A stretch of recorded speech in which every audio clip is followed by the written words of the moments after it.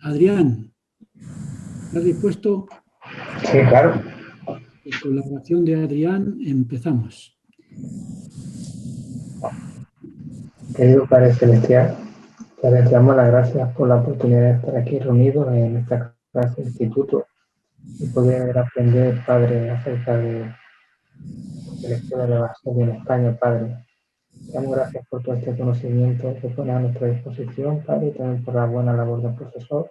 Y te pedimos que el Espíritu nos acompañe durante esta clase para poder recibir todo ese conocimiento que tienes preparado para nosotros, Padre. Te amamos y hagamos esta oración en el nombre de Jesucristo. Amén. Amén. Amén. Gracias, Adrián.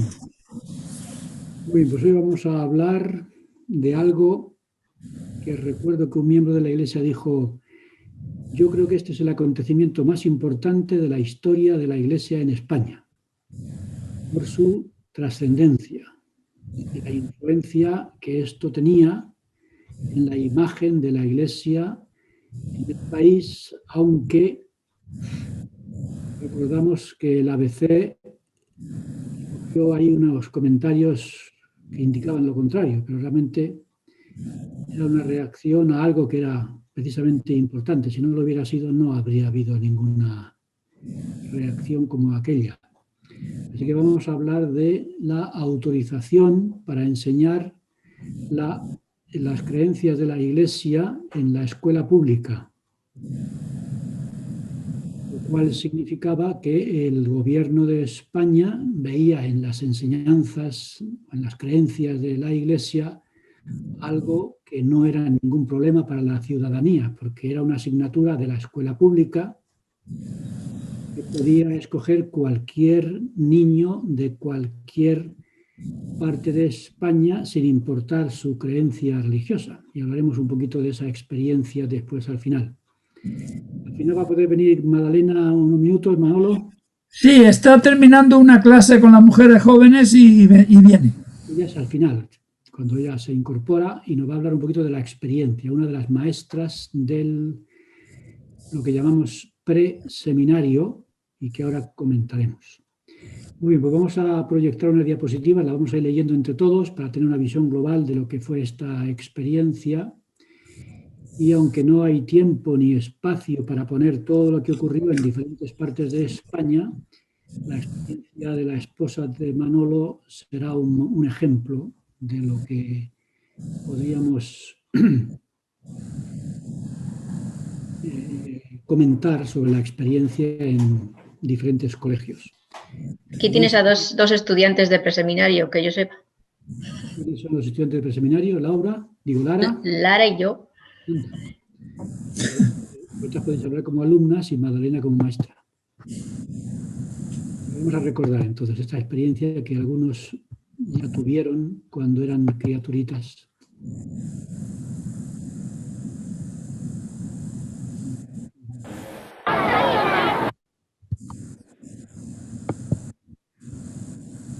Esa es la actividad que vamos a ver después. Pero antes vamos a hablar un poquito y después vemos esa actividad tan bonita que nos ha mandado Magdalena por medio de Manolo y que ella nos lo comentará después. Muy bien, pues aquí tenemos. Como digo, por si acaso alguien no puede estar toda la clase, esta es la última lección del curso. Haré un comentario después sobre el notorio arraigo, pero terminamos así los dos cursos al mismo tiempo, la del martes y el del miércoles, y la semana que viene es un tiempo de meditación y preparación para el curso de verano para los que tengan tiempo y deseos de matricularse. Así que vamos a hablar de las enseñanzas de la Iglesia en la escuela pública española y las negociaciones que hubo que hacer con el Ministerio de Educación para que esto fuera posible. Bueno, vamos allá con la primera diapositiva, la Ley de Libertad Religiosa del 5 de julio del 80. ¿Quién se anima? Yo puedo. La Ley Orgánica 7/1980 de 5 de julio de Libertad Religiosa, en su artículo 2c, establecía el derecho de toda persona a recibir dentro del ámbito escolar la educación religiosa según sus propias convicciones. Con el deseo de beneficiarse de lo establecido por esta ley, tanto en la enseñanza primaria, EGB, como en las enseñanzas medias, BUP y FP, la Iglesia empezó las negociaciones con el Ministerio de Educación y Ciencia en febrero de 1981, unos meses después de aprobada la ley. Muchas gracias, Xavier.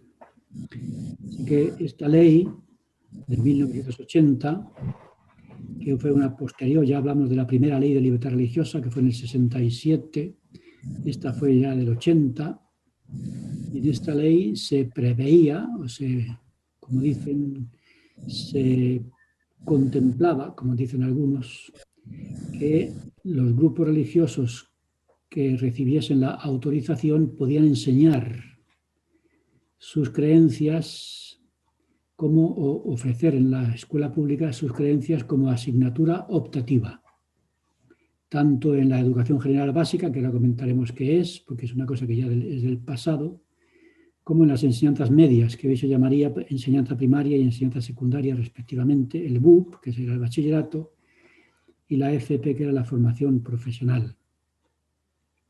Así que como esta ley lo permitía, empezamos las negociaciones para lograrlo. ¿Algún comentario sobre esta primera diapositiva de la ley? ¿Seguimos? Pues venga. ¿Cómo empezó todo? Un catalán tuvo la culpa. ¿Por qué no enseñamos nuestras creencias en la escuela pública? Todo empezó cuando Juan Ventura, miembro de la Iglesia en Barcelona, me llamó a Faustino López por teléfono en un mes que no recuerdo de 1980 y me dijo que los judíos habían obtenido autorización para enseñar su religión en la escuela pública española.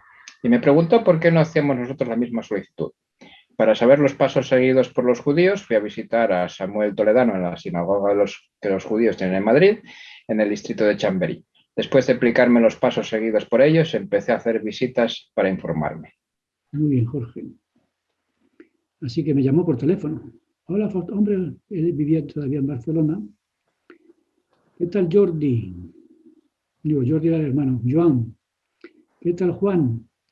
Y me dijo, oye, que he leído que los judíos han conseguido, aprovechando la ley que hemos comentado, han conseguido el permiso para enseñar las creencias, la religión judía en la escuela pública, y si ellos pueden, ¿por qué no nosotros? ¿No? Entonces dije, pues bueno, y no lo sabía. Así que yo inmediatamente dije, pues voy a preguntar a los judíos. Así que fui a esta sinagoga, que yo lo conocía muy bien, y allí pregunté por Samuel, pregunté por alguien que me explicara, y me presentaron a Samuel Toledano, que es el que había hecho las negociaciones, y él me explicó. Bueno, en primer lugar me dijo, nosotros no vamos a enseñar en la escuela. Era una victoria moral que queríamos conseguir. Ya la hemos conseguido, pero ahora no la vamos a usar. De manera que la religión judía no aparece como religión, asignatura optativa de religión para la escuela pública. Pero lo conseguimos y me explicó los pasos que había que seguir. Así que yo empecé a seguir los mismos pasos que él me explicó. Años después, cuando yo pertenecía a la Comisión Asesora de Libertad Religiosa, representando a la Iglesia, me encontré con otro toledano y se lo comenté y me dijo, pues era mi padre.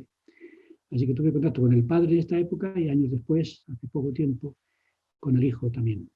Samuel Toledano es un nombre muy judío, ¿no? Así que Samuel Toledano fue el que me abrió el camino y seguí los pasos que él me mostró. ¿Algún comentario? Sí, ¿qué sentido tiene pedir permiso y luego no dar la clase? Bueno, dijo que era una victoria moral.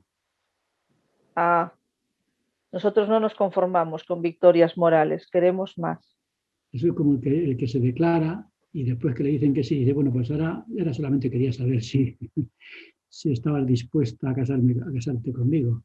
Y ya con esa victoria moral me voy. Es la 10ª victoria moral, pero no me caso con ninguna.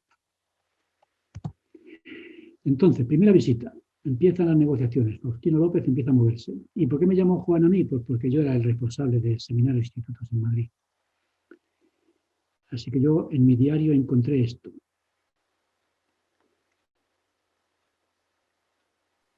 Yo lo leo.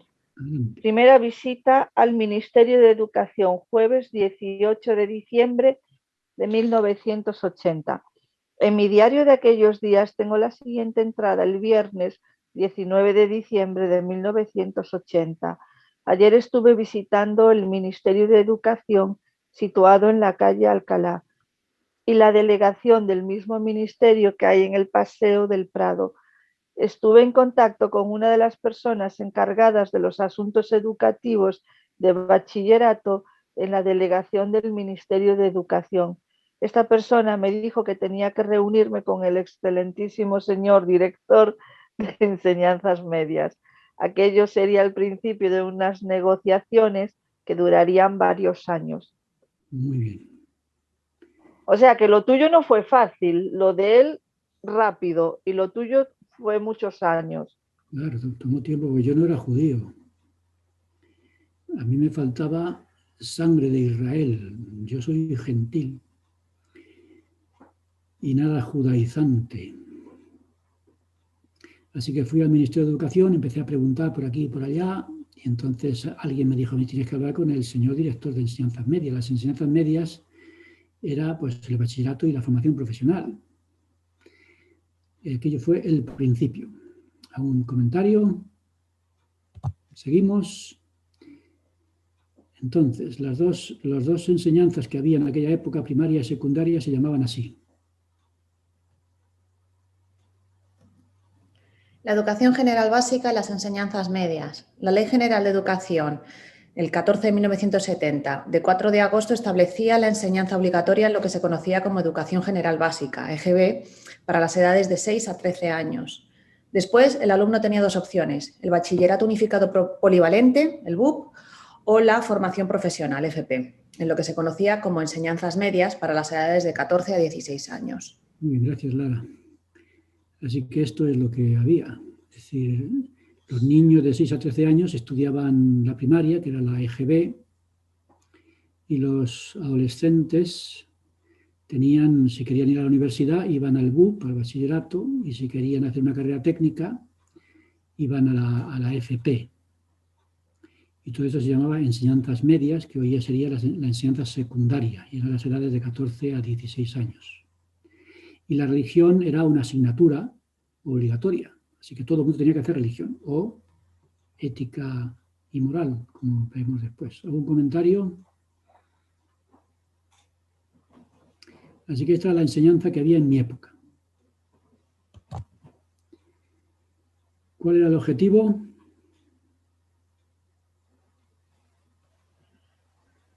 El objetivo era, amparados por la citada Ley Orgánica 7/1980 del 5 de julio de libertad religiosa, enseñar el programa del seminario dentro del ámbito escolar, como decía la ley en BUP y en FP. Así que queríamos enseñar el seminario. Estábamos enseñando seminario en las capillas, pero como la ley permitía enseñarlo en la escuela, ¿por qué no hacerlo así?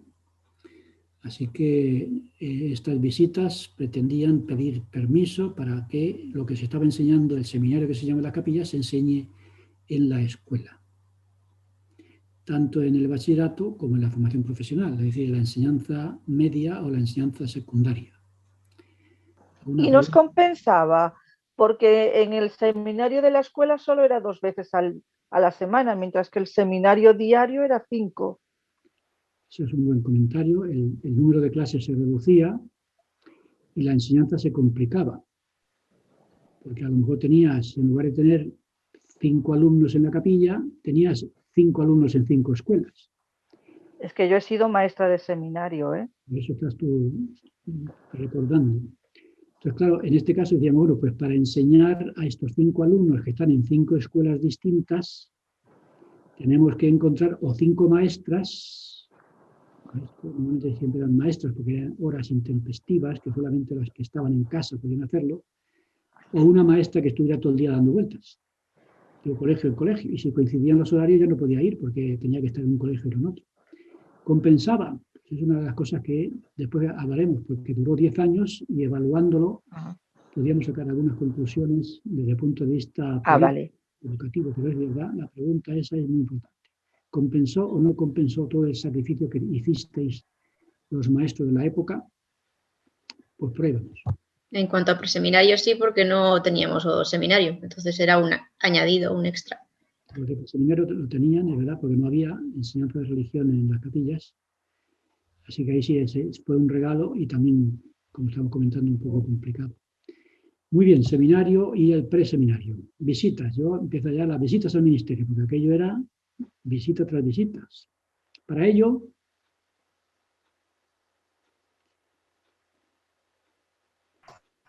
Leo, visitas al Ministerio de Educación. Para ello, después de estudiar la Ley Orgánica del 7 de julio de 1980 sobre libertad religiosa, publicada en el BOE de fecha 18 de julio de 1980, hice varias visitas al Ministerio de Educación y al departamento encargado de los libros de texto en el Ministerio, cuya autorización habría que solicitar, así como a los responsables de las enseñanzas medias, BUP y FP, para enseñar el programa del seminario en los institutos de bachillerato y en los centros de formación profesional. muy bien. Así que empezaron las visitas al ministerio y ahí tenían que aprobar dos cosas. Una, que enseñáramos y segunda, que tienen que aprobar también los libros de texto. Y una vez que dicen adelante, traigan los libros de texto para que los veamos, que también hay que aprobarlos, hay que llevarlos a un registro, etc. Y ahora lo comentaremos también. Así que esto era el camino continuo de búsqueda de una autorización nada fácil. A mí me parecía aquello que era un trabajo inútil, pero bueno, si me lo manda Juan Ventura, por ventura se conseguirá, y ahí luchamos para conseguirlo, y ahí estamos. Si compensaría o no, lo veremos después, como dijo Raquel. ¿Alguna pregunta o comentario a este párrafo?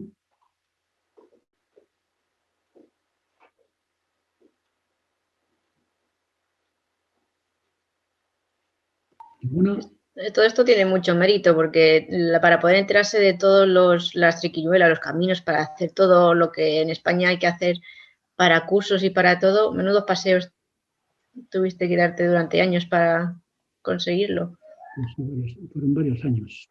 Y entrando y preguntando y quién y cómo y cuándo. Y bueno, al final ya me saludaban, entraba en el ministerio y decía uno, hombre, aquí viene el de los últimos días. ¿Qué pasa? Que vosotros tenéis una idea negativa de la vida, ¿no? Digo, hombre, los últimos días no quiere decir que estemos en el fin del mundo. Eso quiere decir, entonces, era una oportunidad para hablar del Evangelio, pero ya me conocían. Ahí viene el mormón, el de los últimos días.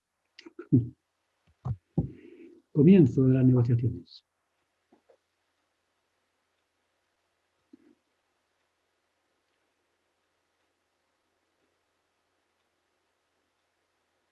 Ánimo.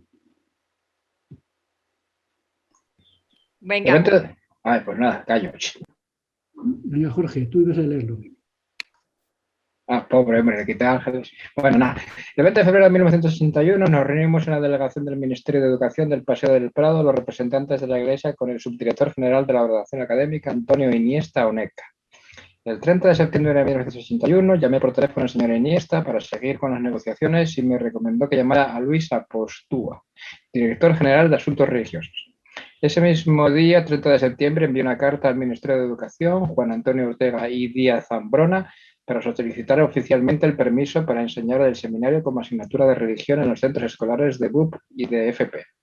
En la carta adjunté un resumen del plan cuatrienal de estudio del programa de seminario y quedé a la espera de fijar una fecha para hacer una nueva visita al ministerio.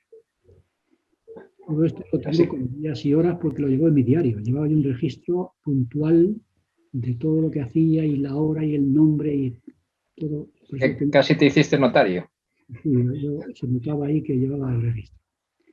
Y en la tesis doctoral quizá no encuentre mucho porque cuando me aprobaron la tesis doctoral me dijeron, oye, todo esto que hiciste en el ministerio, esto tiene que publicarse, esto es muy importante que se publique porque esto es una cosa que tienen que conocer todos los que estudian este mundo de la religión y demás. Entonces tuve que hacer un estudio. Tuve que hacer un estudio detallado de los centros escolares porque los coordinadores habían hecho un informe histórico de lo que habían estado haciendo en diferentes ciudades y escuelas y tal. Así que al final hice un estudio detallado de los colegios, los alumnos, los maestros, y eso no está en la tesis doctoral porque fue posterior, a petición de los doctores que juzgaron la tesis. Así que este es el camino que empecé para que poco a poco se llevara a cabo. Y esta reunión primera le dieron importancia porque vino el presidente de la misión, el director de área, el director regional de España y Portugal, el representante de la Iglesia en Lago Salado. Tuvimos allí a los jefes para acompañarme con algunos otros compañeros coordinadores, aprovechando el día, fueron al Museo del Prado, etc. Fue un día interesante. Y esa primera reunión la tuvimos con todos los jefes delante. Luego ya a partir de ahí me tocó a mí hacer el seguimiento de todos los puntos. ¿Algún comentario? Así que mandé una carta al ministro, Juan Antonio Ortega y Díaz Zambrona, y ahí empezamos a trabajar. Al señor Iniesta, al señor Apóstol, a todos estos. Seguimos. Pues venga, Ángeles. Ok. La Oficina de Abogados Garrigues, después de estar varios meses visitando el Ministerio de Educación y Ciencia en la calle Alcalá y también la delegación del Paseo del Prado, hablando con unos y con otros que me explicaban los trámites a seguir, decidí encontrar la ayuda necesaria. Pedí permiso a la Iglesia y fui a la Oficina de Abogados Garrigues, que es la que llevaba los asuntos legales de la Iglesia. Me reuní con Arturo Delgado, uno de los abogados. Le expliqué lo que estaba tratando de conseguir y nos pusimos a trabajar juntos. Gracias, Ángeles. Aquello era imposible. Yo, y un día, 2 días, un mes, 2 meses, 3 meses, digo, esto me están volviendo loco, ¿no? Me están volviendo loco con tanta burocracia. Así que dije, yo creo que tengo que utilizar fuentes un poquito más influyentes. Y fui a Garrigues, y Garrigues se sentó conmigo, uno de sus abogados, Arturo Delgado, que se llama, espero, y nos sentamos y empezamos a trabajar para que esto se acelerase. Y entonces ya estuvimos, después de trabajar, preparamos todo para presentar en el Ministerio ya una solicitud oficial. Y aquí lo comento. Todo esto, tantos meses, ¿era porque nadie podía ayudarte, porque cada uno te decía una cosa o cómo...? Porque había que hablar con el director general de Asuntos Religiosos, el subdirector general de Relación Académica, el de Enseñanza Secundaria, Enseñanza Primaria, el ministro, y ya tienes que hablar con este, tienes que hablar, y vas a la secretaria te da una cita, entonces ya pues está muy bien, eso tienes que ir, y tienes que venir, y tienes que preparar, y yo creo que es que era a lo mejor más complicado de lo que yo creía, o a lo mejor es que yo, como iba allí en plan ignorante, no llevaba, digamos, una preparación que facilitara los trámites, sino que todo era, vuelva usted mañana, ¿no? Que decía don José de Larra. Ya. Yo estoy cansado de volver mañana, así que hablé con los abogados. Nada. Fácil, pero ¿sabes cuánto tiempo les tomó a los judíos para hacer el trámite? ¿Fue algo también así de complicado? No sé si lo sabrás, si fue igual de complicado o si ellos lo hicieron a través de abogado o cómo, porque no sé. Como la ley estaba recién aprobada y pocas semanas después empezamos nosotros esos trámites y ellos ya lo tenían aprobado, así que yo supongo que lo consiguieron en unos pocos días. Quizá porque tendrían la influencia que yo ahora por fin encontré, que es el camino ya más. Porque los judíos tienen mucho dinero. Será eso. Será el dinero. Yo no tenía ni un duro. Aunque ahora ya empecé a gastar dinero, ¿eh? Como vamos a leer. Primer punto, a ver, ¿el 14 de qué? El 14 de marzo de 1984, Arturo Delgado preparó una instancia con el plan de estudios de la Iglesia para el curso 1984-85 que yo había preparado y que en parte había enviado al ministro. Esta documentación se presentó en esa fecha a Antonio Castroviejo, en la delegación del Paseo del Prado, quien, después de dar su visto bueno, dijo que en un mes se publicaría en el BOE y que todo estaría preparado para la enseñanza de la religión de la Iglesia en los centros de enseñanzas medias para el curso en 1984-85. Entonces fui al registro del Ministerio de Educación, deposité 3 ejemplares de cada libro de texto, los manuales de seminario, y aboné el décuplo del valor de cada uno de ellos, en total 10.000 pesetas. Gracias, Javier. Esto es lo que mandaba la normativa, ¿no? Depositar un manual, 2 manuales, 3 manuales, todos los manuales que fueran necesarios del maestro, del alumno, las diapositivas, las filminas, todo lo que en aquella época usábamos. Había que pagar el décuplo de cada uno, que había que valorar. Decir, bueno, pues esto vale tanto, pues, y nos costó pues 10.000 pesetas. No a mí, sino el presupuesto del seminario e instituto. Así que una vez hecho toda esta este depósito, ve que inmediatamente, en cuanto que el abogado intervino, ya no fue más que llegar, presentar allí la solicitud, la instancia, y a partir de ahí ya inmediatamente. Bueno, pues nada, en el curso que viene ya empezáis. ¿Qué significa décuplo? El décuplo del valor de cada uno. ¿Cuánto es el décuplo? El 10. ¿El 10% o 10 veces más? ¿Qué dice? El 10%. No creo que puedas pagar 10 veces más. ¿Qué dice el diccionario del décuplo? No lo sé. ¿Alguien está mirando? Esto venía en el libro, porque no recuerdo haber visto esta palabra. Sí, el décuplo. Es lo que dice la... Y, según la RAE, 10 veces mayor, que contiene una cantidad 10 veces exactamente. Hay que pagar 10 veces el importe del manual. O sea que en vez de 1.000 pesetas pagaste 10.000. Exactamente. Es decir, se valoró que todo el material de enseñanza eran 1.000 pesetas y el décuplo pues eran 10.000. Y eso es lo que yo deposité en el registro del ministerio. Entonces, ya que estábamos allí, pues aproveché la oportunidad para hacer otra cosa más, que es...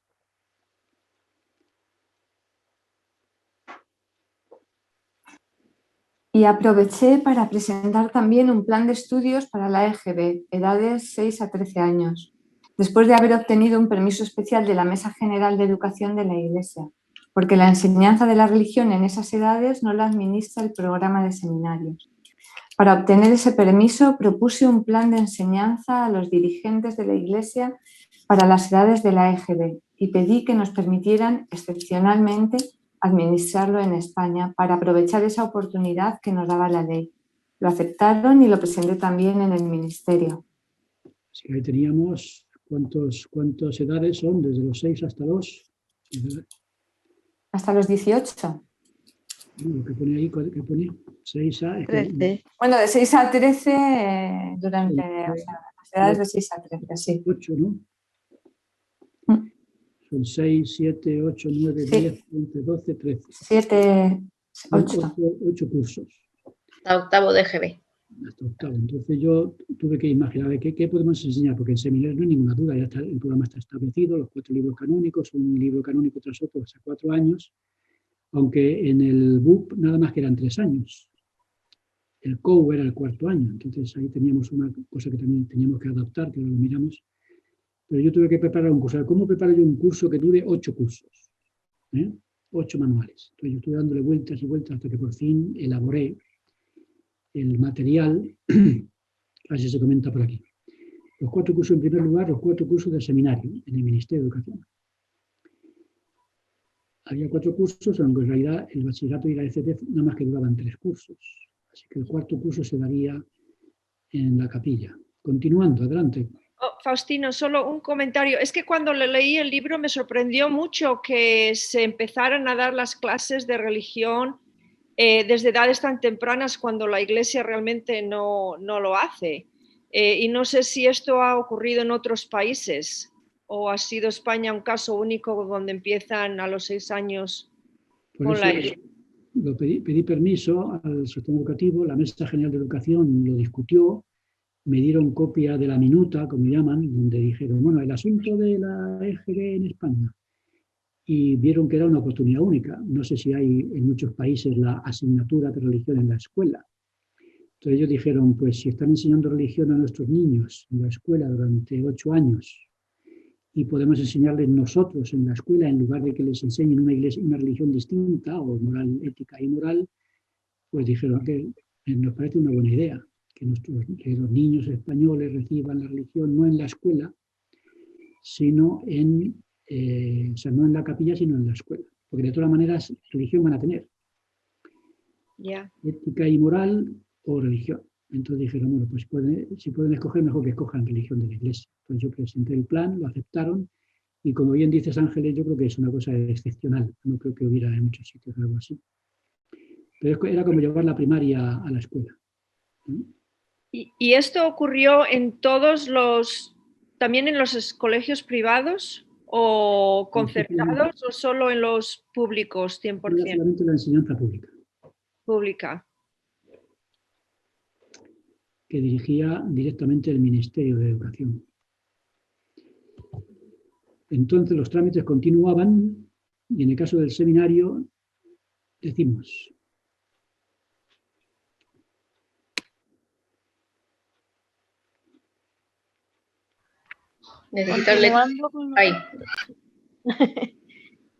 Continuando con los trámites, el 10 de mayo de 1984 visité la delegación del Ministerio de Educación en el Paseo del Prado para dejar las directrices que rigen los contenidos de la enseñanza de la religión de la Iglesia y los objetivos y el temario de cada uno de los cursos, el Antiguo Testamento para el año escolar 1984-1985 y el Nuevo Testamento, Doctrina y Convenios, y el Libro de Mormón para años sucesivos.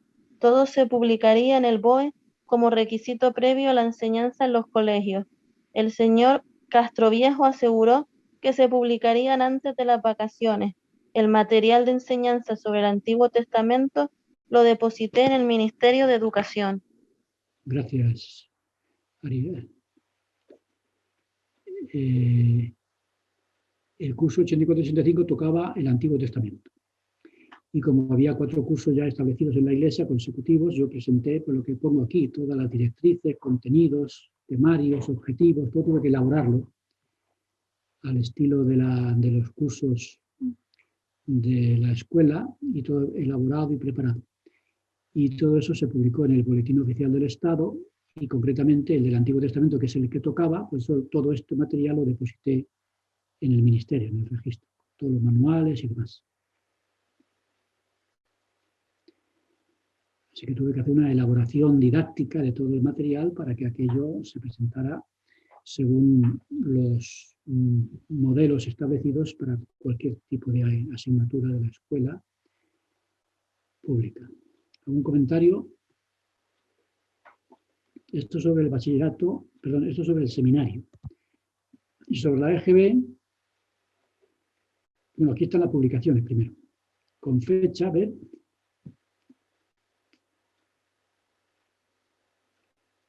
Venga, Noemí, que ibas a leer antes. Sí, acabo de decirle a tu nieto que se calle. Con fecha 6 de julio de 1984, en el BOE número 161, páginas 19.849 y 19.850, el Ministerio de Educación y Ciencia publicaba la orden de 19 de junio de 1984, por la que incorporan a los planes de estudios de bachillerato y de formación profesional las enseñanzas de formación religiosa de la Iglesia de Jesucristo de los Santos de los Últimos Días, y se aprueban los cuestionarios y las orientaciones pedagógicas. Esta orden incluía un anexo con los programas de religión de la Iglesia, los objetivos generales de estos programas y los cuestionarios de cada uno de los temas a enseñar, con sus correspondientes objetivos y temarios. En todos y cada uno de los temas a enseñar, el Antiguo Testamento, Nuevo Testamento, Doctrina y Convenios y el Libro de Mormón, se incluyeron 8 unidades didácticas. Muy bien, pues todo eso tuve que elaborar para darle naturalmente un contenido didáctico y ordenado de lo que se pretendía enseñar. Que por supuesto pues yo lo sacaba de los manuales y todo este asunto. Así que este es el boletín. Si alguien tiene interés, pues puede ir al boletín, que fácilmente lo encuentra en internet, y ya aparecerá todo esto que estaba aquí comentando. El 6 de julio del 84, en la preparación del curso 84-85. ¿Alguna pregunta o comentario? Me he perdido entonces la parte en la que esto ya se ha aprobado, o cuándo va a empezar. Bueno, aquí aparece la aprobación del boletín. ¿Dónde estaba? No lo hemos visto todavía. Pues no lo vamos a ver ahora entonces. Perdón, que te he liado. Tú sigue. Entonces, con esa fecha apareció todo en pero ahora aparecerá lo que tú me has dicho, ¿sí? Una de las diapositivas que viene después. La fecha en que se aprobó, si no me equivoco. Aquí se aprueba todo el temario, los objetivos y todos los cuestionarios, contenidos y demás. Y con respecto al preseminario, algo parecido. Bueno, es lo que ha leído hace un momento, ¿no? La orden de 19 de junio del 84 es donde se aprueba ya el bachillerato y formación profesional, el seminario. Este es el BOE, la orden del Ministerio de Educación aprobando el seminario en el bachillerato y en la FP. Y ahora se aprueba en el 84 es cuando se aprueba entonces. Entonces el año siguiente se aprobó lo de la EGB, preseminario. Adelante. Venga, ánimo aunque se repitan. Lo leo yo, que va como segunda parte de lo anterior. Bien. Venga, con fecha 30 de noviembre de 1985, en el BOE número 287, páginas 37.977 y 37.978, el Ministerio de Educación y Ciencia publicaba la orden de 22 de noviembre de 1985, por la que se incorpora al nivel de educación general básica el programa de la enseñanza religiosa de la Iglesia de Jesucristo de los Santos de los Últimos Días. Y en el anexo se detallaba el contenido del programa, que era el siguiente. Historias del Libro de Mormón, historias del Antiguo Testamento, historias del Nuevo Testamento, historias de doctrina y convenios, los artículos de fe, el 1, el artículos de fe 2, estaré listo 1 y estaré listo 2. Muy bien. Eran 8 cursos, pues había que elaborar 8 programas. Así que los primeros 4 años son los libros canónicos y los otros 4 años, pues, artículos de fe, etc. Y los alumnos recibían, pues, os acordáis de los relatos, ¿no? Los relatos de las escrituras, y con todo eso ellos iban funcionando. Y este era un material completamente nuevo y estaban organizándose, incluso algunos de los manuales estaban todavía en inglés, es decir, que todavía aquello estaba un poquito en el aire para que los maestros pobrecillos empezasen el preseminario con un material aún sin elaborar del todo o traducir del todo. Por tanto, el preseminario y el seminario escolar eran los nombres que dimos. Así los bautizamos y aquí lo explico.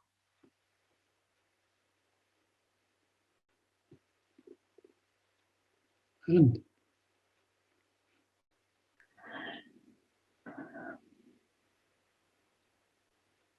Como he indicado, las negociaciones con el Ministerio de Educación comenzaron en febrero de 1981 y la aprobación para enseñar religión en los centros de enseñanza medias, BUP y FP, se obtuvo el 19 de junio de 1984 y para los centros de EGB el 22 de noviembre de 1985. Es decir, que se necesitaron varios años de negociaciones para conseguir esa autorización. Las primeras clases empezaron en el curso 1985-1986 y continuaron hasta 1994. La asignatura para EGB la llamamos preseminario y la asignatura para BUP y FP la llamamos seminario escolar. Muy bien. Pues esta es más o menos las fechas de aprobación, el primer curso y el último, porque cambió la ley y ya no podíamos seguir enseñando nosotros. Y dijimos preseminario para EGB y seminario escolar para BUP y FP. Y dijimos seminario escolar para diferenciarlo del seminario de las capillas. Porque todavía habría alumnos estudiando en las capillas si no estaban en un centro o escuela pública donde hubiera un maestro. Así que entre la escuela y las capillas se cubrían todos los alumnos del seminario escolar o el seminario de la capilla. ¿Un comentario? Mucho camino si fuera así de largo para los judíos, yo creo que habrían enseñado. Al final, no solo lo harían por las ganas de tener el permiso, ¿no? Sería más fácil para ellos. Después de trabajar, el valor moral no compensaría.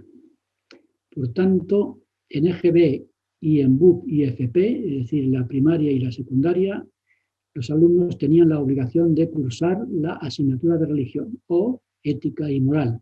Así que si tú tienes un hijo en estos niveles educativos, siempre tienen que escoger entre religión y ética y moral. Y en el caso de la religión, en aquella época era religión católica y nada más, porque los judíos, como digo, no estaban a pesar de.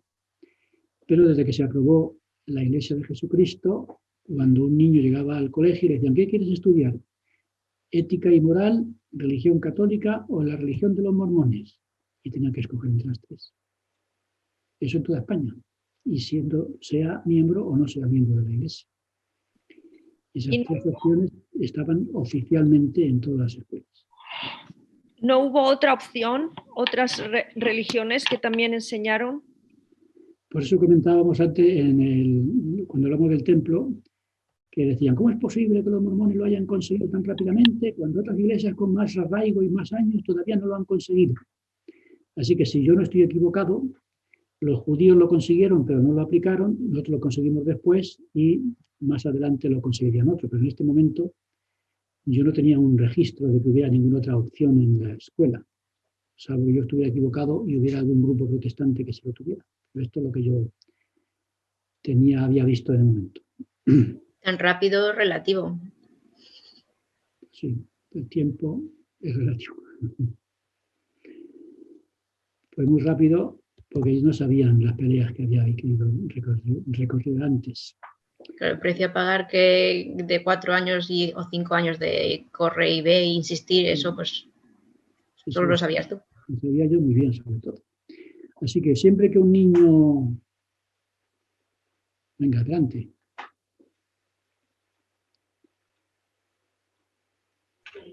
Siempre que un niño de EGB o un joven de BUP o FP decida estudiar religión en su centro escolar, el sistema educativo de la Iglesia, después de obtener la debida autorización, envía a un maestro al centro para enseñar preseminario o seminario escolar, religión SUD, según el nivel educativo de que se tratara. Este maestro, debidamente acreditado, formaba parte del cuerpo docente del centro. Recibía una aula en el que se enseñaba sus clases. El temario de la religión SUD se anunciaba o se debería anunciar en las escuelas de enseñanza primaria y secundaria de toda España. Los alumnos tenían en ambos niveles 2 horas de religión a la semana, en días diferentes. Los padres de los alumnos decidían al comienzo de cada curso, mediante una carta de autorización, que deseaban para sus hijos: ética y moral, religión católica o religión SUD. Esta última opción quedaba abierta también, por supuesto, a personas que no fueran miembros de la Iglesia. Un comentario. Y a partir de ese momento así funcionaban las cosas. ¿Hubo alguno que no fuera miembro que se apuntara? Pues le vamos a preguntar a Madalena que nos comente algo. No sé si alguien ha tenido experiencia, pero sí.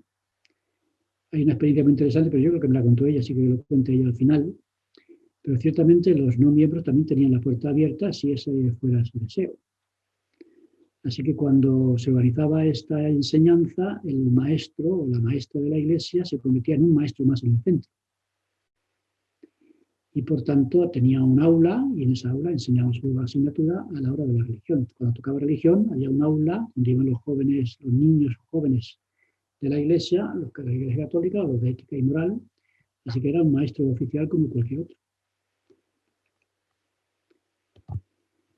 Y tengo una pregunta acerca de los maestros. No les requerían tener, porque eran todos voluntarios, no tenían ningún tipo de estudios, o porque cualquier persona que enseña en un instituto tendrá que tener cualificación para ello. Claro, entonces nosotros nos planteamos, al final no sé si fue necesario o no, que la propia Iglesia emitiera un certificado que acreditaba a este maestro o a esta maestra para enseñar nuestra asignatura. Como era una asignatura nuestra, pues ellos esperaban que fuéramos nosotros los que acreditáramos a los maestros.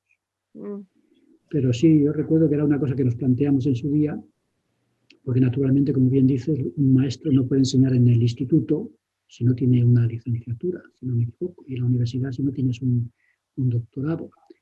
Y en la primaria, pues por lo menos un magisterio o una cosa, ¿no? Y nosotros, pues creo que al final estuvimos con la cosa, es que si lo pedían, nosotros dábamos el certificado que acreditaba a ese maestro como cualificado para enseñar. Y como en la iglesia tenemos cursos de formación y en seminario también, pues esos cursos de formación que nosotros dábamos, las capacitaciones, pues se convertían en certificados que acreditaban a los maestros. Entonces, ciertamente así es. Ángeles, un buen comentario. Gracias. Y era, porque obviamente ahora yo sé que los profesores de seminario es un llamamiento, ¿era también llamamiento en aquel entonces y también los de preseminario? Sí, eran llamamientos, lo que pasa es que ahora los llamamientos los hace el sacerdocio y en aquella época lo hacíamos nosotros. El sistema educativo era el que elegía a los maestros. Y ahora son llamamientos eclesiásticos, entonces ya es la estaca la que nombra maestros y demás.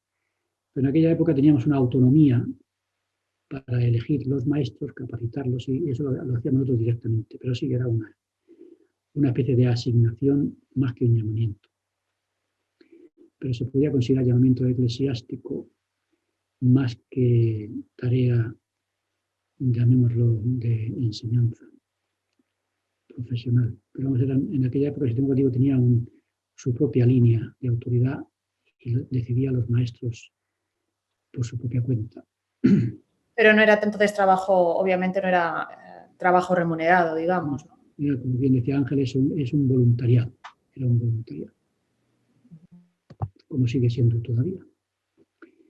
Entonces tuvimos que hacer un cálculo. ¿Cuántos alumnos, cuando empecemos, cuántos alumnos tendremos? Es decir, si enseñamos la EGB en España, ¿cuántos niños hay estudiando EGB que harían preseminario?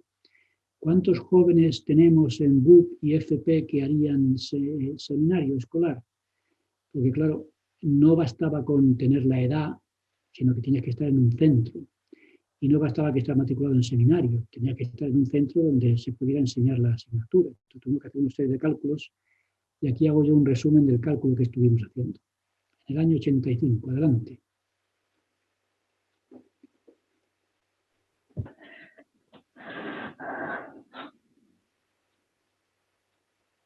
Bueno, lo leo yo otra vez. Potencial de alumnos de preseminario. En el año 1985 hicimos un estudio estadístico sobre el número de niños mormones que cursaban EGB en toda España. Se escribieron cartas a padres y dirigentes del sacerdocio preguntando cuántos niños habían en sus familias o unidades de la Iglesia estudiando EGB. Al mismo tiempo se les pidió que firmaran, si así lo deseaban, la solicitud al sistema educativo de la Iglesia de enseñanza del preseminario a sus hijos.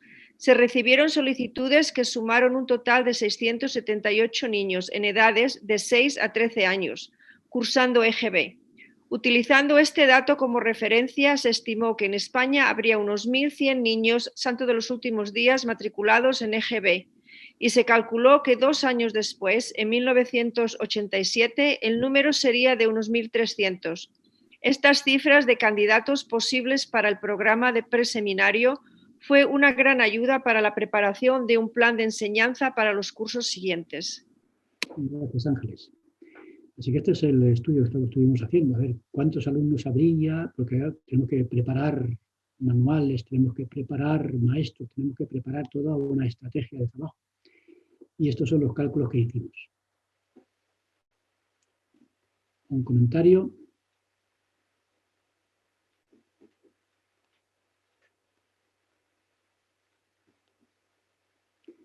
Necesitábamos una buena organización en aquella época para funcionar, si queríamos ir a las escuelas. Y con respecto al seminario escolar, eso era el preseminario. El seminario escolar... Es un trabajo de pioneros. ¿Lo leo yo? Adelante. Con respecto a los jóvenes de 14 a 17 años matriculados al seminario en las capillas en el curso 1986-87, el número era de 1.034 alumnos. El objetivo era averiguar cuántos de ellos estaban estudiando BUP o FP e intentar que pasaran del seminario en las capillas al seminario en sus centros escolares, seminario escolar. Así, ¿cuántos jóvenes tenemos en esa edad? ¿Cuántos están matriculados? ¿Cuántos pasarían de la capilla al instituto de bachillerato o al centro de formación profesional? Y todos esos cálculos estuvimos haciendo porque aquello era una verdadera transformación y un cambio enorme de capilla a la escuela y alumnos matriculados aquí o allá.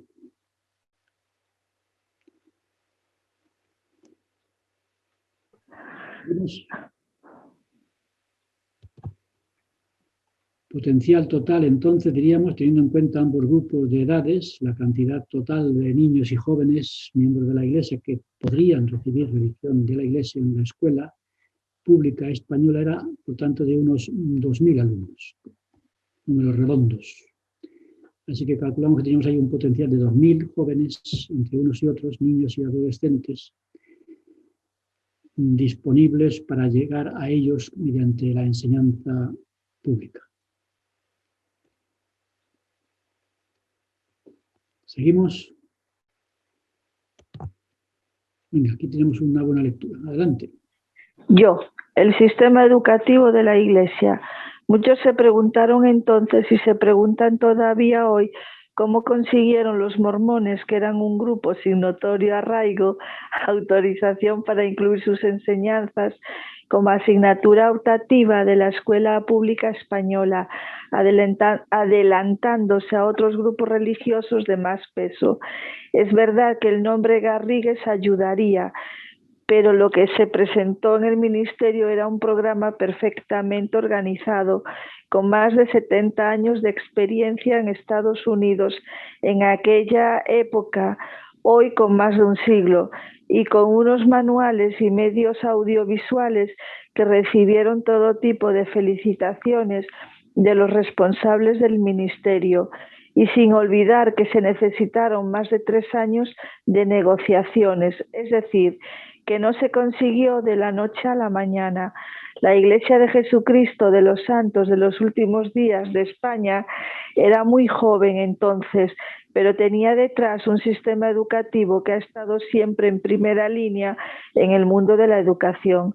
Otros grupos religiosos podrían llevar más tiempo en España, pero no en el mundo de la enseñanza. Muy bien. ¿Algún comentario?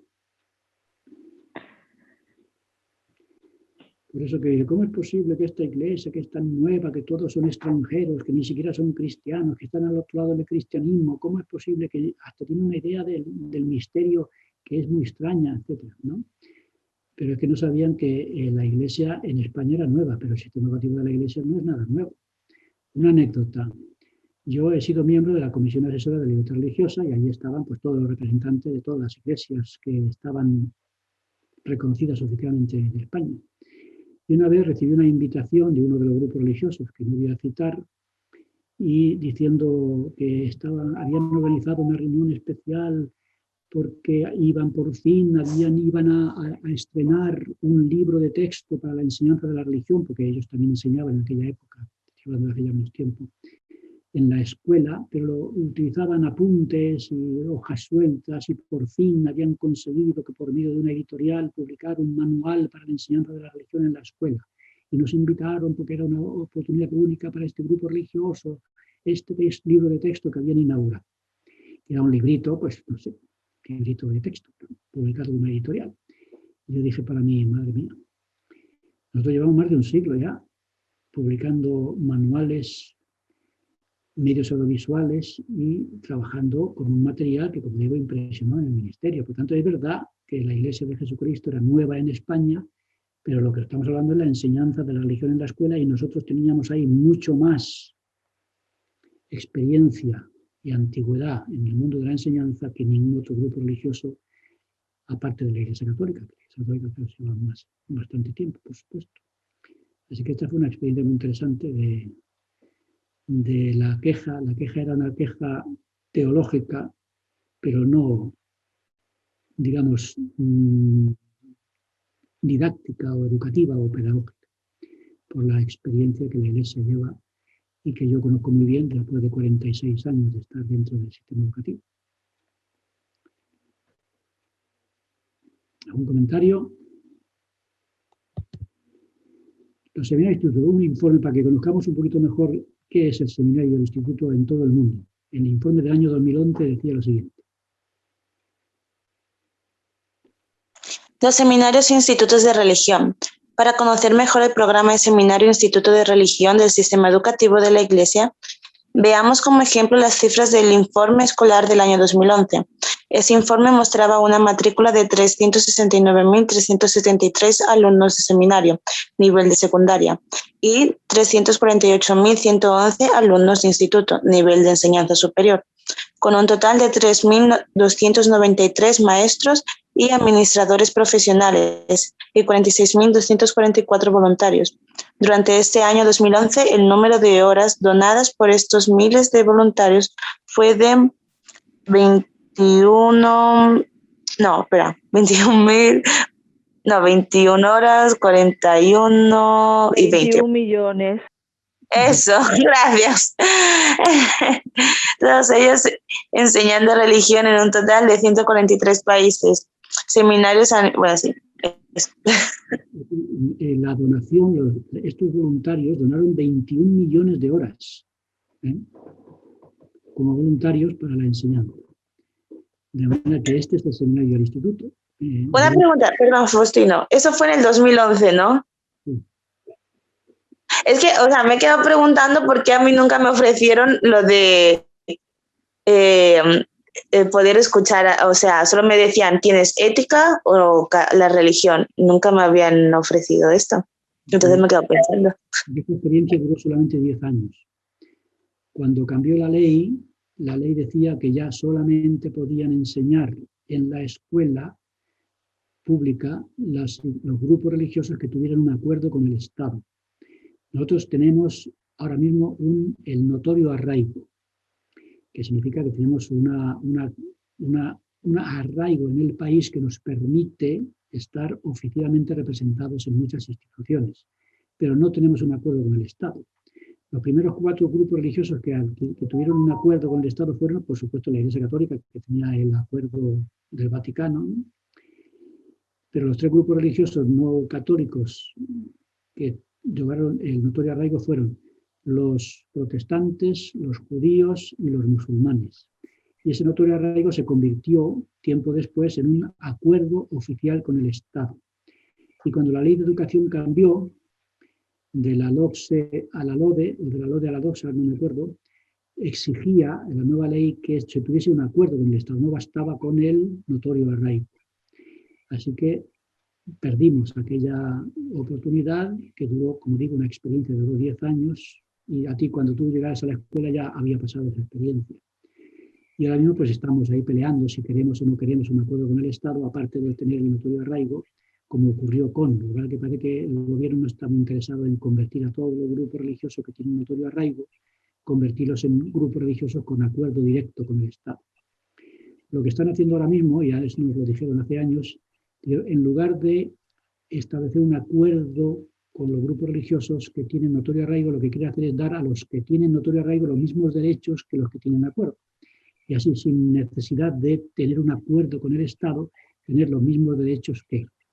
Y ya empezaron poco a poco, hasta el punto de que ya hay una degradación de donaciones. Ahora mismo podríamos, si quisiéramos, si estamos esperando a si una vez por todas se decide la Iglesia, es casarse directamente en el templo, sin casarse civilmente antes, y poco a poco van dando a los grupos religiosos con notorio arraigo, entre los que nos encontramos nosotros, y los budistas, y los ortodoxos, y los testigos de Jehová y tal, que tenemos notorio arraigo, que nos vayan dando poco a poco los mismos derechos que tienen protestantes, judíos y musulmanes, católicos, sin necesidad de firmar un acuerdo con el Estado.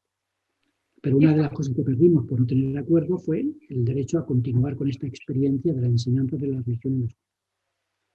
Y Faustino, ¿qué implicaría tener un acuerdo con el Estado? ¿Cuáles son los requisitos o las responsabilidades que se piden?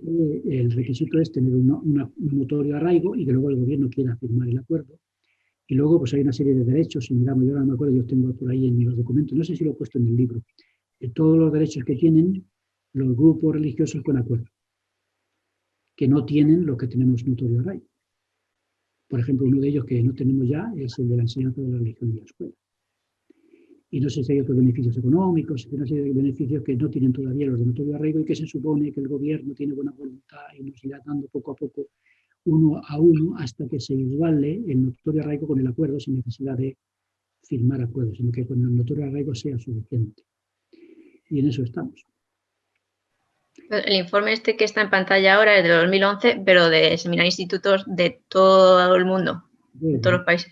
Entonces, en todo el mundo, en ese curso, en el curso escolar del año 2011, esto era el número de alumnos de seminario, el número de alumnos de instituto, el número de voluntarios, el número de profesionales. Los profesionales eran 3.293.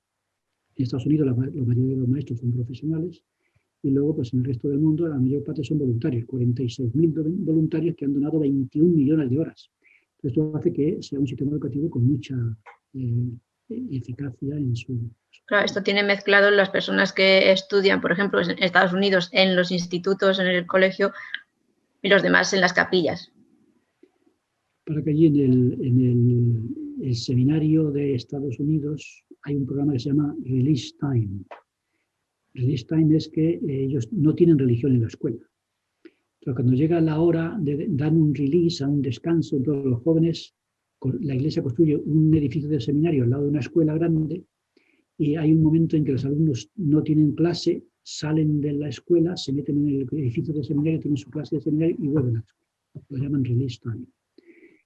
Luego también tienen daily seminary, home study, igual que las demás partes. Y eso se cuenta con todo este estudio. Claro, está mezclado el home study, que es el estudio individual supervisado, el daily study, que es el seminario diario, el seminario en los edificios, esto que es release time, y todo lo que tenemos en diferentes partes del mundo. En nuestro caso, pues, seminario diario o seminario individual supervisado, dependiendo de los barrios y planes. Entonces, todos mandamos un informe anual a Estados Unidos y luego publican este informe, que en este caso es el del año 2011, que yo añadí para mostrar que el sistema educativo de la Iglesia no es 4 gatos ahí diciendo creo en Dios, amén, ¿no? Entonces es cierto que la Iglesia era nueva, que recibió esta autorización no por ser una iglesia, sino por ser un sistema educativo con una experiencia que no tiene ningún grupo religioso, si descontamos a la Iglesia Católica, que naturalmente tiene una historia mucho más larga. Amén. Ahora tenemos ahí vamos a ver una actividad. ¿Está por ahí Magdalena para que nos comente después? Voy a poneros, Magdalena, la esposa de Manolo, fue maestra de preseminario en Elche. Y tuvieron una actividad de fin de curso que Manolo me ha mandado, que vamos a ver, y luego vamos a pedir a Magdalena que nos cuente su experiencia y demás. Vamos a ver esta actividad especial que tuvieron en su colegio. Es el segundo de preseminario en el fin de curso, y ella nos lo explicará ahora.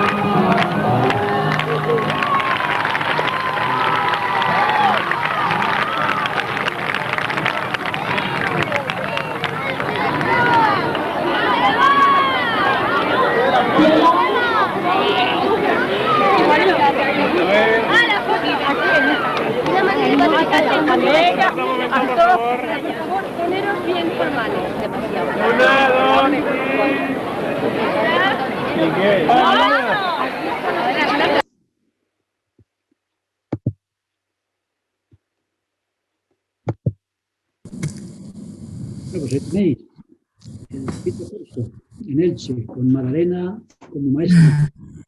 A ver, Magdalena, cuéntanos. Bueno, esta clase me ha traído maravillosos recuerdos, me ha encantado estar y he conocido en esta clase la parte que yo no conocía y era todo el trabajo previo que hubo antes de que yo pudiera iniciar esta aventura del preseminario. Así que no me queda otra que darte las gracias. Estaba pensando, tenemos ante nosotros a un Elías en nuestro país, que has sido tú, Faustino, pionero de tantas cosas. Así que muchísimas gracias. siempre te hemos considerado un gran hombre y hoy, si cabe, para mí todavía más, después de ver los kilómetros que tus pies han caminado para hacer posibles cosas extraordinarias. Pero bueno, como tampoco es el día de tu homenaje, contar, como decía, que me trae recuerdos fantásticos. Qué pena que el vídeo no se ha podido ver bien, hay que pensar que tiene muchos años este vídeo. Es un baile que se realizó a final de curso, supongo que en vuestras ciudades también se hace. A final de curso en los colegios se hacen fiestas y por los alumnos, a veces hacen espectáculos, cosas, y mis jóvenes de preseminario prepararon este baile. Ese año se había dado Doctrina y Convenios, así que fue un baile que recordaba la época de los pioneros. Yo confeccioné todos los vestidos, hice la coreografía del baile, ensayé con los jóvenes hasta que lo hicieron perfecto. Fue un trabajazo enorme, pero qué satisfacción tan grande. Haber sido maestra de preseminario a mí me ha regalado de los momentos más especiales que yo he vivido como miembro de la Iglesia. Momentos aún inimaginables para mí antes de haberlo vivido. Yo me acuerdo cuando empecé a enseñar preseminario en la escuela de mis hijos. Era una escuela que tenía unos 2000 alumnos y yo tenía unos 8. Así que cuando yo pasaba las puertas del colegio, sabiendo que yo tenía 8 alumnos entre 2000, como tengo un corazón muy soñador, no podía evitar pensar, ojalá la cifra se invirtiera. Tuviera yo 2000 alumnos y solo 8 no lo fueran. Pero aún así yo iba con ilusión a enseñar mis clases. Ocurrieron cosas tan maravillosas que no las podéis imaginar. Entre las cosas maravillosas que ocurrieron, más allá de enseñar a los propios niños, fue el poder relacionarme con los maestros del centro, que me invitaban a la sala de profesores a sentarme con ellos, me preguntaban cosas y yo disfrutaba de estar entre ellos representando a la Iglesia. El respeto que yo obtuve entre ellos. En uno de esos años de preseminario, uno de los directores, el director del centro de mis hijos, porque yo enseñaba en varios centros, enfermó de cáncer y se hicieron muchísimas cosas para poder recaudar fondos para enviarlo a Houston. Siempre se pensaba que el milagro estaba en Houston. Y bueno, yo que me gusta mucho pintar, bueno, tengo detrás de mí una pintura, ahí, que hice yo, y ofrecí uno de mis cuadros al centro para ser subastado en un concierto lírico, en un teatro, entre un tiempo y el siguiente. Os va a parecer que estoy loca y seguramente acertéis, pero mirad lo que me pasó. Acudí a ese evento que era para recaudar fondos, acompañada por mi hijo de 12 años. Nos sentamos en el patio de butacas y empezó el concierto. Entre un acto y el otro se iba a subastar mi cuadro para aumentar la recaudación. Presentaba el evento una muy conocida locutora de radio aquí en nuestra ciudad, y ella inició la subasta. Y mientras ella lo intentaba, mi corazón se puso a 1000 por hora. Saltaba de mi pecho como si fuera una reunión de testimonios. Y yo pensaba, Magdalena, haz algo, qué oportunidad, el teatro está lleno, haz oír tu voz. Y yo decía, pero ¿cómo vas a hacer eso? Pero de pronto, como si hubiera estado en la capilla, me levanté y empecé a caminar por el pasillo ante los ojos abiertos como platos de mi hijo. ¿Dónde vas, mamá? Subí los escalones del escenario y le dije a la locutora, yo soy la autora del cuadro, ¿me permite hablar? y la mujer que no me conocía se quedó mirándome, tratando de discernir por mi mirada si era una loca o si debía confiar en mí. Y de pronto me pasó el micro y yo no sabía qué iba a decir, pero empecé a hablar como si estuviera en la capilla.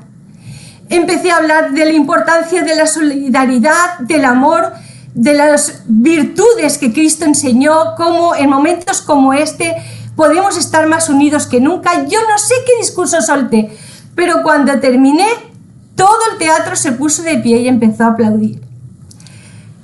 El día siguiente yo tenía que regresar al colegio a dar mis clases. Y cuando salía, cuando yo pasaba por el pasillo, todos los profesores se asomaban y me saludaban. «Madalena, Madalena, qué bien estuviste». Pocos días después, la maestra de religión católica me pidió si me gustaría enseñar sus clases con sus alumnos. Y empecé a enseñar a los alumnos católicos, como yo había soñado cuando pasé la puerta. ¡Increíble! Y yo le dije, con muchísimo gusto. Obviamente buscaba temas que no representaran una controversia entre ambas religiones, que fueran temas comunes. Pero fue tan bonito para mí hablar con esos niños. Y los niños me trataban con un cariño y con un respeto y me veían, «Hola, Madalena», y la profesora estaba encantada. Y «Mañana tengo otra, ¿quieres venir mañana?» Y después, «¿Y quieres venir mañana?» Y me encontré enseñando a prácticamente todos los alumnos del colegio como yo había soñado el primer día. Fue algo increíble. Y la experiencia fue tan mágica, tan maravillosa, que cuando llegó la Semana Santa, en colaboración con la profesora de religión católica, le dije, ¿qué tal si hacemos una presentación especial basada en la expiación de Cristo?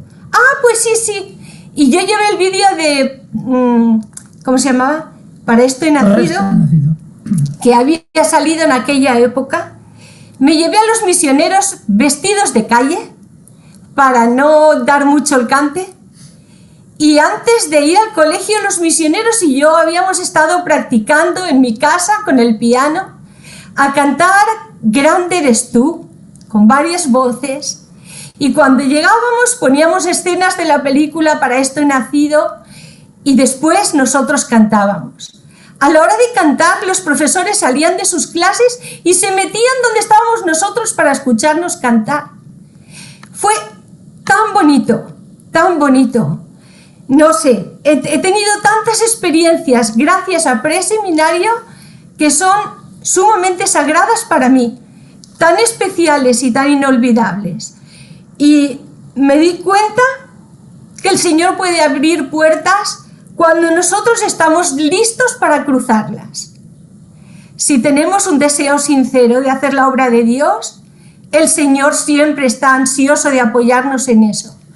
Y yo, que me he sentido misionera desde que conocí la Iglesia hace 40 años y siempre he anhelado poder dar testimonio de mi fe, encontré por medio de la oportunidad de ser maestra de seminario y de preseminario y bueno, en el sistema educativo en general, pero muy particularmente en preseminario,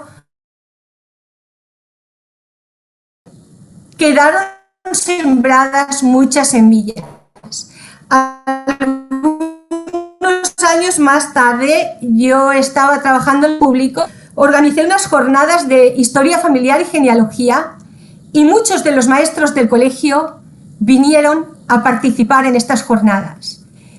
¿Todo por qué? Porque me habían conocido, porque habían conocido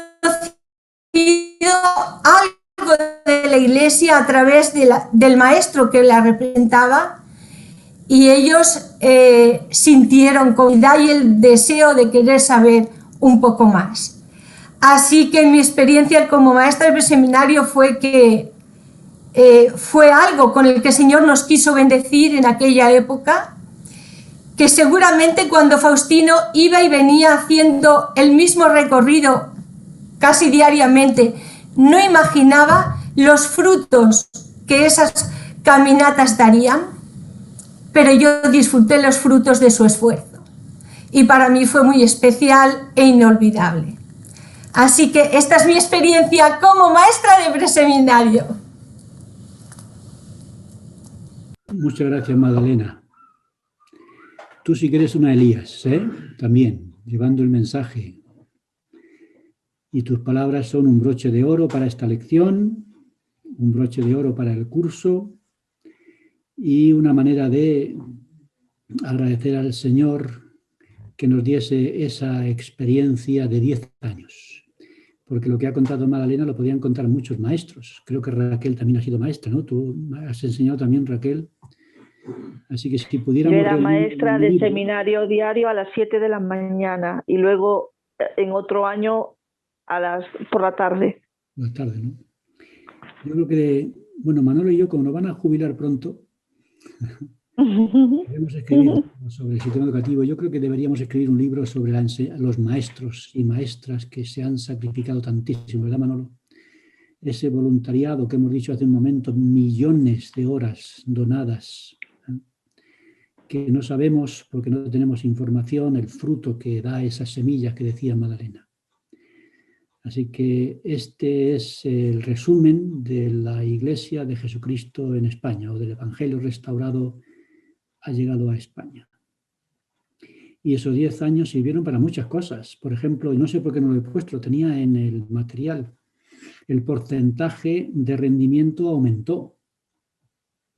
Estaba comentando Raquel con mucha razón, ese gran sacrificio que supone para los maestros y para todos, ¿compensaba o no compensaba? Bueno, en el rendimiento, ¿sabéis por qué aumentaba el número de alumnos que acababan con éxito? Porque en el seminario escolar y en el preseminario la asistencia estaba asegurada. Es decir, en la capilla había alumnos que venían un día, otro día que no, pero en la escuela no, en la escuela allí están todos como un clavo, ¿no? Entonces, cuando llegaba religión, pues era una asignatura más. Entonces subía el rendimiento, creo que había un 20% más de rendimiento en el seminario escolar y en el preseminario que en la capilla, precisamente porque ya la asistencia estaba asegurada y luego ya a partir de ahí es un rendimiento casi automático por el ambiente en el que se desarrollaba y luego ya los frutos que no se pueden medir, lo que estaba comentando hace un momento Magdalena, ¿no? La cantidad de personas. No sé si fuiste tú, Magdalena, otra maestra que contaba que como ella utilizaba diapositivas y filminas y todo este material audiovisual, su clase se llenaba de niños. Y ya tenía que venir el cura para decir, no, estos son míos. Y entonces, venga, vosotros no, que vosotros tenéis que venir a mi clase. Y ya el maestro decía, es que se vienen a mi clase porque les gusta más mi clase que la tuya. Pero yo no se los he traído, vienen por su cuenta. No estoy robando alumnos, son los que vienen porque les gusta, ¿no? Y en el caso eso pasaba en Barcelona, Faustino. En Barcelona, ¿no? Bueno, pues en el caso de Magdalena se convirtió ya en una cosa institucionalizada, no casi con los maestros de acuerdo, que allí no había... Sí, una de mis maestras me lo contaba. Eran ladrones de alumnos. Por eso eran Elías, porque se liaban y no dejaban uno, ¿no? Yo creo que sería muy interesante un libro de esos 10 años de preseminario, 10 años de seminario escolar, y ver los sacrificios que hacían, porque había maestras que estaban todo el día, de colegio en colegio. Iban a un colegio a una hora, luego a otro colegio a otra hora, porque no conseguíamos, porque el objetivo que teníamos era que los padres pusieran a todos los hijos en el mismo centro, entonces era más fácil enseñarlos. Pero imaginaos si ahí en una ciudad hubiera 10 alumnos de EGB y estuvieran en 7 colegios distintos, imaginaos cómo se enseña eso. Y como no encontraban muchos maestros, la mayor parte eran maestras, amas de hogar, ¿y qué tenían que hacer ellas? Pues iban de colegio en colegio y enseñando aquí a un alumno, allí 2 alumnos, y estaban las pobrecillas todo el día dando vueltas. Y lo hacían por amor al arte, ¿no? En este caso Magdalena, que es una artista, ¿no? Y por tanto ese sacrificio anónimo está ahí en los anales del seminario escolar y del preseminario. Y como bien ha dicho Magdalena, todo el esfuerzo previo se ve compensado con esto. Y hay muchos niños, como Lara y Noemí, que lo recuerdan como alumnas, y otras como Raquel, Magdalena y otras que lo recuerdan como maestras. Y esta experiencia pues, fue como comentaba yo al principio, que dijo alguien que quizás sea uno de los acontecimientos más importantes de la historia de la Iglesia en España. Porque en aquella época la Iglesia era una institución desconocida, la llamaban, como leímos en la prensa del libro El ABC, una secta extranjera que está al otro lado del cristianismo y con creencias muy extrañas, y de repente aparece esa enseñanza oficial en una escuela pública que está a disposición de cualquier niño, de cualquier familia. Eso, el mensaje es sencillamente que no es una iglesia de enseñanza peligrosa, porque nos han traído los libros, los hemos analizado y los hemos felicitado a los autores. Por tanto, esta religión puede entrar en la escuela pública sin ningún peligro para la sociedad. Por tanto, no es una secta peligrosa. Y eso poco a poco fue creando ese ambiente que Madalena nos ha resumido muy bien en su experiencia en la escuela en Elche. Así que fue una manera de, a pesar de que la reacción al principio fue negativa, después sabemos lo que ocurrió con el templo y cómo la imagen ya fue mejorando, y la imagen de la iglesia, pues de hoy en día, pues todo el mundo la conoce ya. Y eran semillas que han dado el fruto que ahora mismo estamos viendo. Así que creo que ha sido una experiencia única, y si nos permiten que la repitamos, pues veremos. Es más fácil hacerlo en la capilla, porque están todos allí y no hay que ir dando vueltas por aquí y por allá. Pero la influencia en el exterior es mucho mayor, aunque el sacrificio también es mayor. Pero Dios nos dio 10 años de regalo y fue una experiencia ciertamente única, como hemos escuchado. ¿Alguna pregunta o comentario antes de terminar la clase y el curso?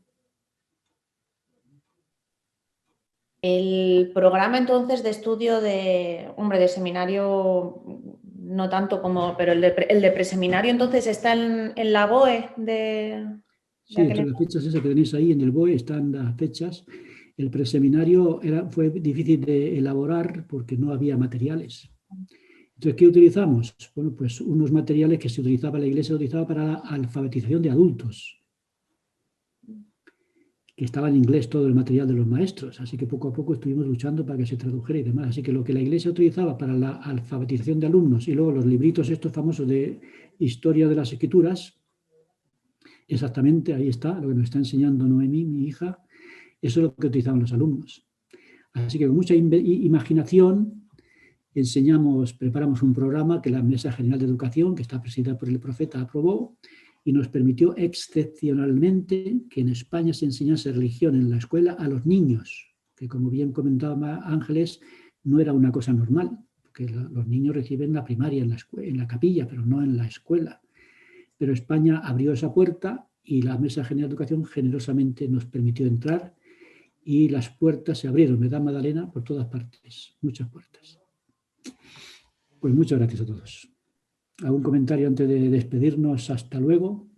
Mil gracias a ti, Faustino, mil gracias y un abrazote. Yo tengo una pregunta. Cuando volvamos a la vida normal, ¿tú dejas de dar clases? Cuando volvamos a la vida normal, estas clases que se dan, bueno, yo enseñaría clase de instituto en Madrid si el presidente de Estaca me llamara. Pero esto que yo estoy haciendo ahora lo hago como coordinador, una clase que está a disposición de España y del extranjero. Pero una vez jubilado, lo normal es que yo ya desaparezco como coordinador, Manolo desaparece como coordinador. Si no te jubilan. Y si nos jubilan a Manolo y a mí, pues ¿qué vamos a hacer? Nos vamos a ir por ahí diciendo la culpa es de ellos y no de nosotros. No. Faustino, iremos en busca del preseminario perdido. Sí. A ver, pero Faustino, Manolo, en Estados Unidos hay profesores que se jubilan cuando quieren, a los 70, a los 80, a los 90, incluso hay un cardiólogo dando clases en la Facultad de Medicina que se jubiló a los 95. Madre mía. Que podemos prohibirle a él que se jubile. Pero, Joaquín, es que estamos en un país de comunidades desunidas. Entonces no es lo mismo. En fin, yo cuando hice la mili, al año y 4 meses me licenciaron.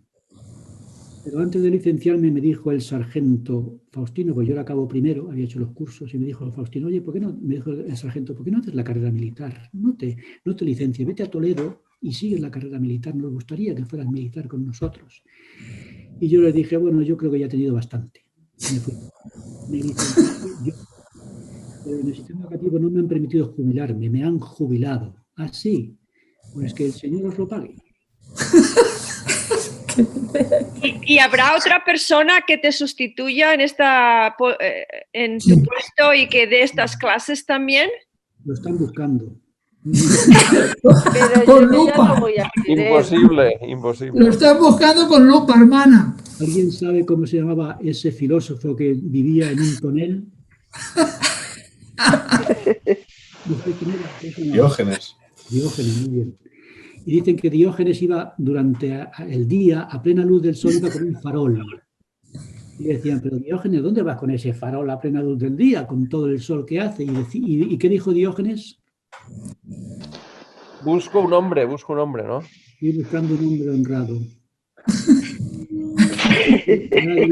Diógenes, ¿qué está buscando? Estoy buscando un sustituto de Faustino. No sustituto de Faustino, pero alguien que dé las clases. No hay sustituto para hermana. No, porque cuando volvamos a la normalidad ya no se necesitarán clases visuales. Claro, Ay, por favor, seguid con las clases visuales, por favor, que me dais la vida. Yo necesito esto en mi vida. Yo creo que esta anormalidad será normal. La Por vida favor. no será normal, de todas formas. Hay algunas cosas que deberían permanecer. Esto Y sí. y no tendría que ser incompatible las clases presenciales con las clases online, porque para aquellos que no pudieran acceder a las presenciales podría ser una opción fantástica. Las clases online no van a desaparecer, hermana. Habrán menos, pero habrán. No se sabe. Porque yo no. Habrá. En el templo yo enseñaba instituto presencial y de repente me dijeron, ha dicho Lara Pastor que no es justo que tus clases no se ven al exterior. Digo, pero no sé cómo hacerlo. Yo abro la ventana, pero no ven nada. No es justo que Faustina enseñe a 4 gatos allí y estamos los de fuera, no podemos escucharle. Y de repente dijo la pandemia, pues ahí voy. Pero yo creo que hemos llegado a una situación que se va a convertir casi en una norma, es decir, sistemas de enseñanza que se puedan difundir. Así que yo creo Exacto. que vamos a salir todos tumbando de aquí. Por favor, por favor. A mí en esto la pandemia me ha venido muy bien, ¿eh? Bueno, pues, sí. No Y a solo mí eso, también. sino otras cosas. ¿Quién dijo a mí también? Digamos que Raquel. la enseñanza a distancia se está convirtiendo en una norma, pero esperemos que se haga sin pandemia, solamente a distancia como enseñanza. Pero yo creo que el mundo ha cambiado y a partir de ahora muchas cosas se van a hacer de otra manera distinta.